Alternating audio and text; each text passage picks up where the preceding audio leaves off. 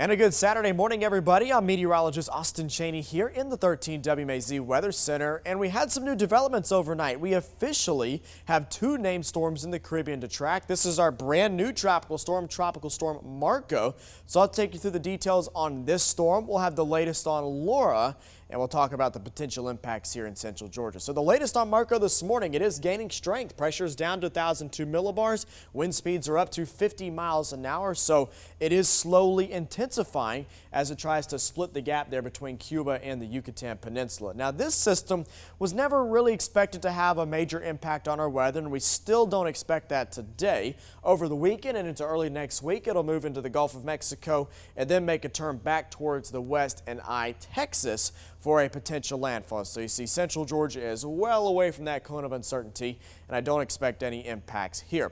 The system that I was more interested in for potential Georgia impacts was Tropical Storm Laura, but there have been some changes with this forecast as well that take it further away from our area. So the latest on Laura this morning, it's actually a little bit weaker. Winds have now decreased to 40 miles an hour, but through today, it's still likely to bring some strong wind gusts and heavy rainfall to Puerto Rico here in the U.S. and British Virgin Islands, and then it will continue on its trek towards the west. Now, here's the latest projected path with Laura, and the change over the last day or so has been for a more southerly path, which takes it right over Hispaniola, right over Cuba.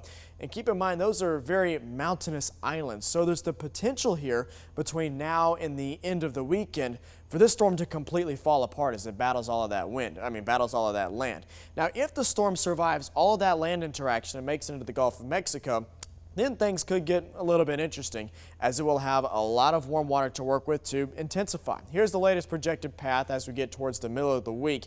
And we could be looking at a Category 1 hurricane making landfall somewhere between Mobile and Galveston, Texas, again, if it survives all of that land interaction. So again, the key message with this part of the system, look at the projected path. We are well away from that cone of uncertainty here in central Georgia, so the likelihood of direct impacts continues to go down.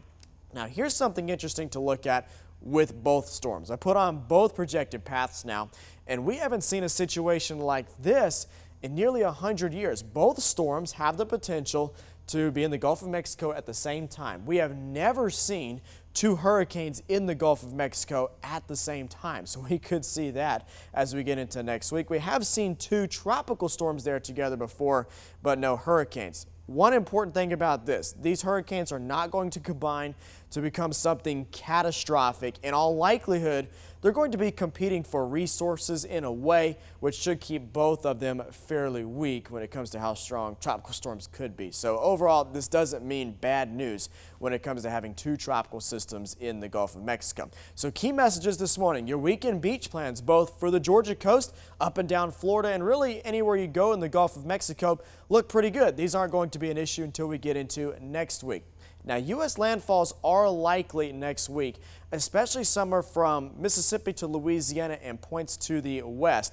But even with that, significant impacts for central Georgia look fairly unlikely. Here's the forecast model. So pick out the storms. Here's Marco between Cuba and the Yucatan, and then we have Laura over there closer to San Juan. Both of those continue off towards the west over the next couple days. Here goes Marco. It's going to make landfall again somewhere here over in Texas, so it kind of fades away. Then we have Laura coming into the picture. And you see, even with the latest run of this forecast model, it stays well away from central Georgia, eventually makes landfall somewhere there in Texas and Louisiana.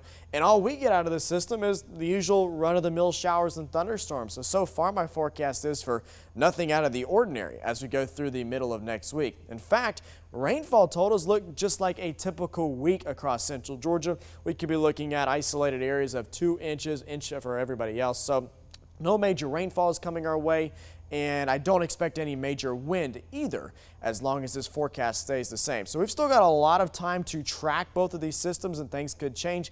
The forecast for central Georgia is improving, and of course we'll keep you updated every step of the way.